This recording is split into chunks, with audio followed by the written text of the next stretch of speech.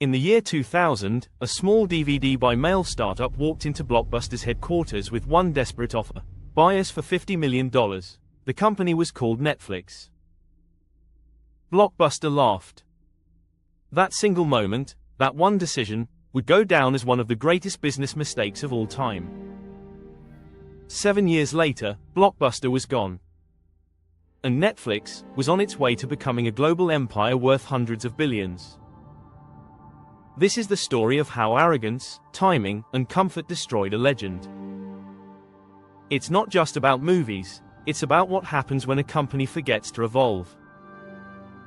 It all started with a man named David Cook in 1985. Cook wasn't a Hollywood executive. He was a computer engineer, a numbers guy who saw inefficiency everywhere. Back then, local video stores were chaotic. Rows of random VHS tapes, late fees, limited stock. It was the Wild West of entertainment rentals. Cook thought, what if renting a movie was as easy as going to the grocery store? And just like that, Blockbuster Video was born. With a barcode system and a massive inventory, Blockbuster revolutionized home entertainment. Bright blue carpets. Neon yellow signs. The smell of microwave popcorn.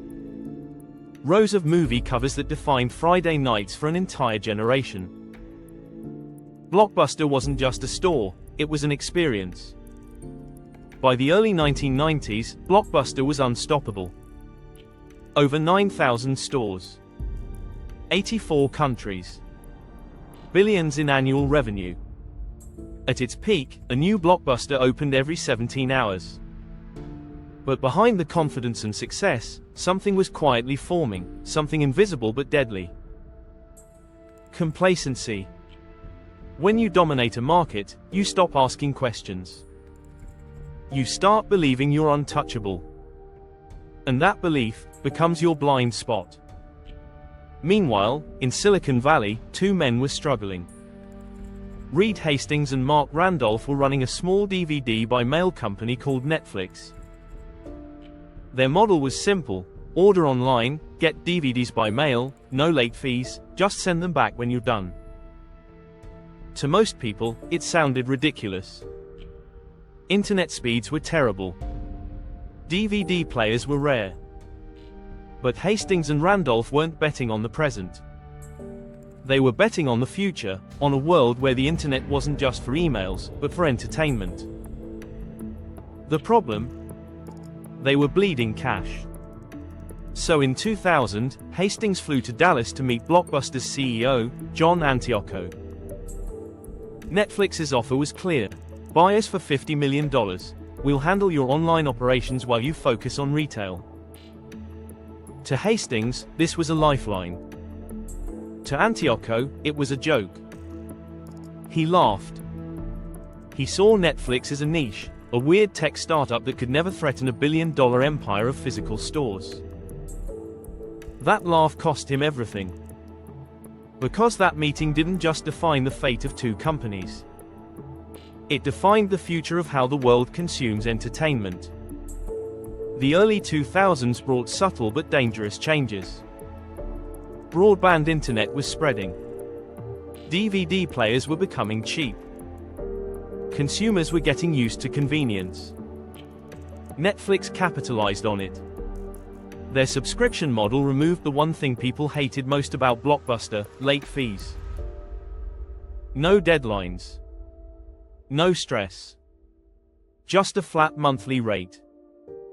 At first, Blockbuster didn't care. Late fees made him nearly $800 million a year. But that profit was toxic. It blinded them from the bigger picture: customer loyalty was dying. Netflix, on the other hand, was learning from every user click.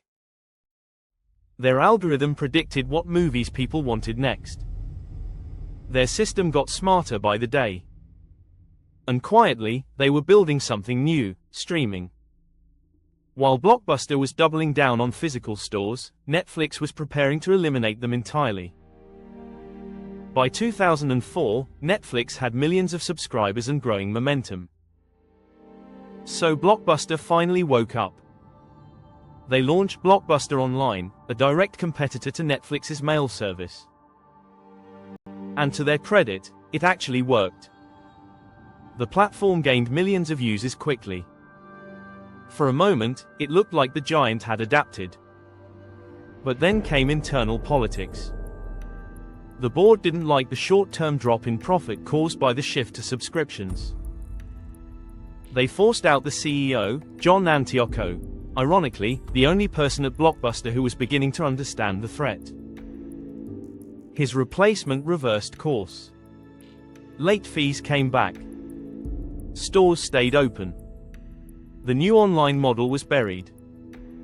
Innovation died inside the company. Meanwhile, Netflix kept growing, quietly, consistently, relentlessly. The digital age had begun, and Blockbuster was still clinging to DVDs and store shelves. By 2010, Blockbuster was drowning in nearly $1 billion of debt. Their stores were empty. Their brand was outdated. And Netflix had become a household name. On September 23, 2010, Blockbuster filed for bankruptcy. Thousands of employees lost their jobs. Hundreds of communities lost their weekend ritual. The blue and yellow stores that once lit up neighborhoods went dark, one by one. Only one remains today, in Bend, Oregon. A single Blockbuster store turned into a museum of nostalgia, frozen in time. It's not a business anymore. It's a monument. A reminder of what happens when giants fall asleep. As Blockbuster disappeared, Netflix was entering its golden age. In 2007, they launched streaming. By 2013, they were producing their own content. House of Cards, Stranger Things, The Crown, each series cemented Netflix as not just a distributor, but a creator. They transformed from a rental service into a media empire. And perhaps the greatest irony, Netflix succeeded by doing exactly what Blockbuster refused to do: adapt. By the 2020s, Netflix was worth over $150 billion. Blockbuster's empire could fit in one line of Netflix's annual report. The student had become the master. But this story isn't about Netflix's genius as much as it's about Blockbuster's failure to see what was coming. Blockbuster didn't die because people stopped loving movies. It died because leadership stopped listening. They had every advantage: the money, the infrastructure, the brand loyalty, but they lacked one thing: humility. They thought size guaranteed survival. It doesn't. Adaptability does. Technology doesn't wait for anyone. It doesn't ask permission. While Blockbuster debated boardroom politics, Netflix was reinventing entertainment. And by the time Blockbuster realized what was happening, the future had already left them behind. Every business, every career, every dream faces the same truth: comfort kills progress.